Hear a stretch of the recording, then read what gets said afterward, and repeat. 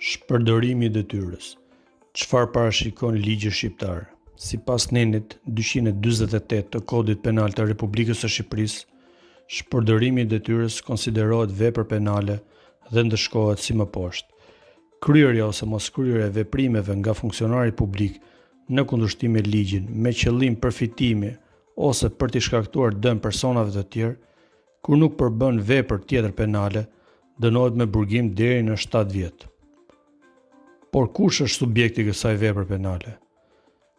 Subjekti i kësaj vepre penale është çdo funksionar publik që ushtron detyra shtetërore apo administrative dhe cënon me veprim apo mos veprim ligjin me qëllim përfitimi apo dëmtimi të tretëve. Kjo vepër penale përfshin tejkalimin e kompetencave ligjore, shkelje rregulla për procedurave ligjore, veprim apo mos veprim të qëllimshëm në dëm të interesit publik ose privat. Në praktikën gjyqësore shqiptare, shpërdorimi i detyrës është një nga akuzat më të shpeshta ndaj zyrtarëve publik,